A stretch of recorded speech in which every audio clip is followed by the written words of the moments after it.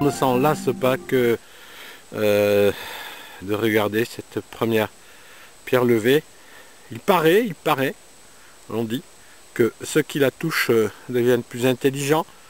Un peu comme dans le film 2001 Odyssée de l'espace, quand les grands singes touchent la dalle noire, et d'un coup ils inventent l'homme. Et bon, il paraît, moi ça fait j'ai touché des dizaines de fois cette pierre levée, et je pense pas être plus intelligent, mais bon, des fois il faut garder l'espoir, n'est-ce pas? Et voilà la fameuse seconde pierre levée, celle qui est alignée avec la précédente, mais elle est dans le champ là, c'est difficile à approcher. Alors on n'ira pas. Voilà, on va poursuivre le chemin en ce dimanche 5 août. Il faut plus dire août. 5 août. 5 août, il faut dire. 5 août. Very much. 2007.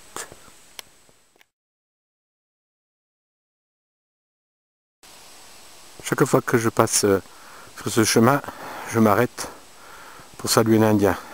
La figure d'Indien Atahualpa, que je l'appelle. Ah, il est là, il ne bouge pas. Il regarde vers l'est. Il attend quelque chose. Salut l'Indien. Voilà, ici nous sommes sur le chemin qui descend vers le pont. On l'appelle communément la route de Barre. Parce qu'en suivant ce chemin, en montant là-bas, de l'autre côté du vallon, c'est Barre des Cévennes. Et pendant que j'y suis, je vais vous raconter une scène du souper d'hier soir. Donc dans la journée, nous avions fait revenir la fille de l'ogre et moi-même, on avait fait revenir des cèpes qu'on nous avait donné. Hein. Ils n'avaient pas été parachutés comme le croit l'ogre, puisque tout ce qui touche sur la table, c'est naturel. Hein. Ça a été parachuté pendant la nuit. Donc on décide de manger les cèpes avec des œufs frits. Voilà, des œufs frits qu'il adore, hein, l'ogre. Et donc la fille de l'ogre prépare l'œuf au plat, mais dans la petite cuisine, on peut préparer les œufs qu'un parrain. Donc elle prépare l'œuf de l'ogre, de son père, et elle le sert illico. Celui-ci, sans attendre bien sûr que les autres soient servis, s'empare de l'assiette et commence à tremper son pain dans le jaune, puis à couper la moitié de l'œuf qu'il met dans sa bouche, enfin plutôt c'est sa bouche qui va vers l'œuf. Et là, un grand cri, « Je m'ai brûlé les lèvres !» Il était donc brûlé la bouche. Et la scène était grandiose. Hein, il y avait la moitié de... L'œuf n'était pas trop cuit, il faut bien dire. Alors, il y avait l'albumine qui n'était pas encore solidifiée, coagulée, et puis qui coulait sur le menton, comme ça, avec un peu de jaune d'œuf, qui ne faisait qu'une barbichette jaune. Et donc, une grimace épouvantable. Il a enfourné le reste de l'œuf. Et il a reposé ses lèvres négligemment en attendant la suite. C'est extraordinaire quand même. Avant, les Cévennes, c'était ça. Le calme, la quiétude de la nature sauvage. À présent, c'est ça. De la merde de cheval partout.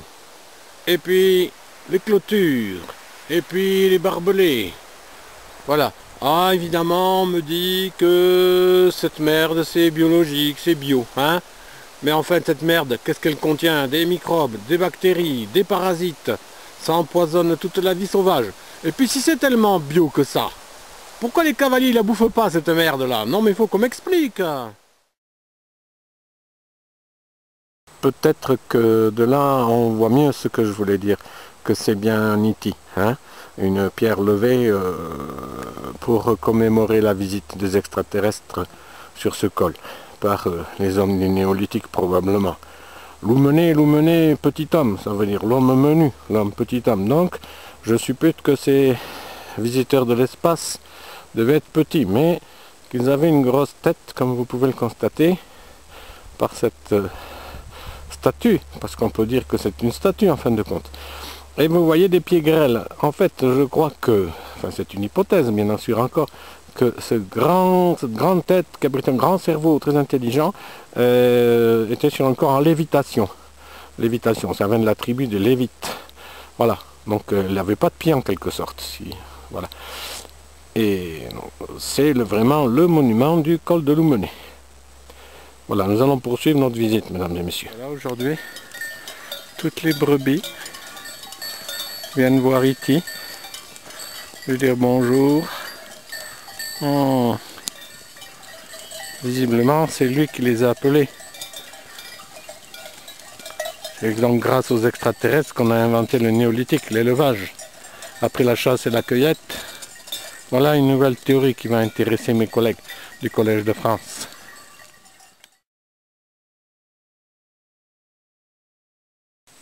Là, c'est la partie la moins abîmée de la partie basse de la baume. Là, il reste quelques fenêtres en état, avec l'entrée ici. Voilà.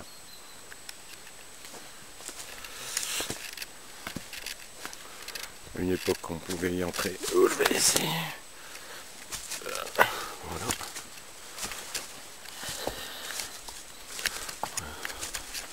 Bah, ça tient, hein. Ça tient. Quelques poutres vermoulues. Souvenez qui est resté. Voilà le hameau de la Loubière avec ces quelques maisons en ruine. Là, il y avait le grand bâtiment avec les tables. C'est la maison jumelle de celle du Magistavolt. Donc là, ce toit n'était pas effondré l'année dernière, mais bon, ça s'arrange pas. Et par contre, là, les lozes parfaitement disposées. Il y a encore des portes qui tiennent, mais ça va pas durer. Voilà, beaucoup de mousse. L'an dernier, les bergers habitaient la maison, celle-là, la maison centrale, la grande. La cheminée en parfait état. Ils ont laissé leur poubelle. Voilà. C'est exactement la même maison que celle des Servières du Magistavolt, avec en bas la grange. La grange, n'importe quoi. Les tables. Voilà. Les tables. Et une poubelle. Et puis, oui, par contre, les fenêtres en très bon état, avec les ouvertures, pour aérer un peu les bestiaux. Voilà, c'est exactement la même maison que M. Servière, là. Par terre, nous voyons une fourchette, qui doit dater de l'époque moderne, 20e siècle. Semble-t-il, fourchette bon marché. Voilà, ça va s'effondrer ça dans pas longtemps. Donc ça c'était le hameau de la Loubière, avec ici un petit parc à moutons. Un chemin qui descend, qui est un peu difficile, qui descend jusqu'au Riotor, en bas.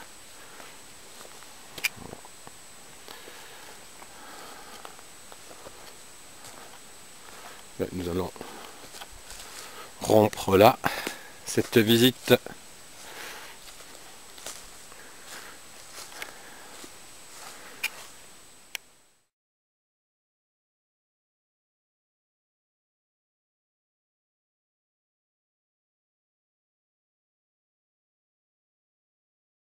Là nous sommes chez un personnage de Bar des Cévennes, Madame Desormeaux de Bar, Brigitte Desormeaux de Bar exactement, une vieille famille des Cévennes, qui va nous parler et nous expliquer ce qu'a apporté le haut débit avec internet et la DSL dans ce hameau. Alors, qu'en pensez-vous, Madame Brigitte? Oh, è complicata a cosa belle, mais elle nous explique que depuis l'internet au débit, elle a pu rentrer en contact avec des tribus d'Ouzbékistan. Et elle change des recettes, en particulier des recettes de châtaignes, ces fameux gâteaux des châtaignes des Cévennes, et également avec une tribu de Patagonie. Eh bien, nous vous remercions, madame, et nous espérons que vous continuerez longtemps à rester en contact avec tous ces gens. Grâce à qui? Grâce à...